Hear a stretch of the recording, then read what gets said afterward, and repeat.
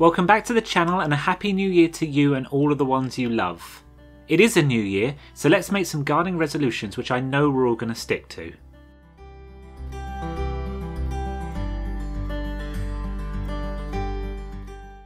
First up, let's plan for the year ahead by making a growing calendar. They're very easy to make. Grab yourself some card, a ruler and a pen and draw a grid.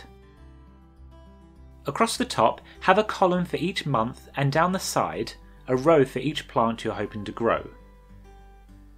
Using the back of your seed packets or by looking online, fill in each cell with a colour for the month of sowing, transplanting and harvesting.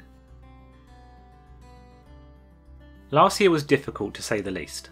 This year, as a random act of kindness, consider growing something for someone else. I grew Swiss chard this year for one of my elderly neighbours, just as a little gift. Do check first what they enjoy though, because when I delivered said Swiss chard, I was met with the question, is that some kind of computer? I ended up giving it to another neighbour who did know what it was. The garden was a safe haven this year, and I was both pleased and annoyed that our local shops had sold out of anything garden related. Even if it's just for 10 minutes a day, get into the garden, do a chore or look closely at what's growing. That 10 minutes may highlight a problem which you can quickly solve, or may be the only fresh air you get that day. You may find that 10 minutes turns into 3 hours, which will make you feel much better than scrolling through social media or reading the news. If you've been keeping up with the channel, you'll know how much I grew this year, and as fun as it wasn't the most sensible. I grew some food which I really don't like. Yeah, I'm looking at you, radishes. Because I wanted to grow everything I could and I had the free space. Grow more of what you like to eat. I still haven't used my pumpkins and I really didn't have any use for the dwarf beans in the end. In hindsight, I wish I'd grown more onions and carrots, which we use a lot. This one hit me hard this year and I lost all of my seedlings. It was my own fault, I was too impatient and the last frost is pretty predictable. Be patient this year and you don't have to sow everything the second it feels warm outside. I'm trying something new this year and I'm sowing one thing every week. Not only will I not lose everything because of a frost, it also means I'm successively sowing too. You don't have to be as weird or obsessive as me on this one, but if you do have a magazine subscription, cut out the useful articles or those which inspire you and collect them in a folder. I've collected lots of great guides this year, and there's always a what can I grow this month page which is really useful. Oh, and this one leads me nicely onto my next resolution.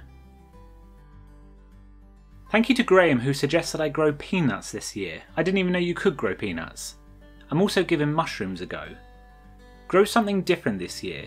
It won't matter if it goes wrong. My garden view's a little bleak this winter, and that's because I didn't plan ahead for the colder months. I put everything in the ground in spring and then I ran out of space. You may have done this as well. This year, as I said before, I'm sowing one thing every week, which will mean there's always something to tend to. Or you could try to plan the year so there's something to harvest every month. Now this is an easy one, though the payoff does take time. Get a composter, a black bin, or some heavy duty sacks. Collect all of your garden waste and pop it out of the way. Check on it every so often and add some water if it's getting too dry, and eventually you'll have free compost. I've got all 3 methods going at once this year, and I now no longer need to buy compost, and I pick up manure for free from the local stables. The best gadget I've got is my soil moisture tester, which only cost a couple of pounds. During your 10 minutes walk around the garden each day, test each area of the plot to see if anything needs the water. I recommend drenching your plants less often rather than a light water every day. This is especially important on very hot summer days. Oh, and mulch too, it really makes a difference, especially in pots. And lastly, grow all the ingredients for a particular meal that you love. This one was a game changer for me, and this year I chose tomato soup. I love Lady Thorny Pot's homemade tomato soup, and so I grew onions, garlic, thyme and tomatoes. Growing those gave us a free meal every week, and the freezer is still full of hearty soups which are keeping us warm through the winter. If you can grow at least one meal a week, you'll notice the difference financially and on your family's health. My goal this year is to grow 2 meals a week. And those are my New Year's resolutions. I hope they've given you some ideas, and there may be some which you'll take on yourself. Let me know in the comments what your plans are for this year. Are you growing anything strange? And what meals are you most excited about? Thank you to Camilla and Luan for recently subscribing, and here are a couple of videos which you may be interested in. Happy New Year and happy growing!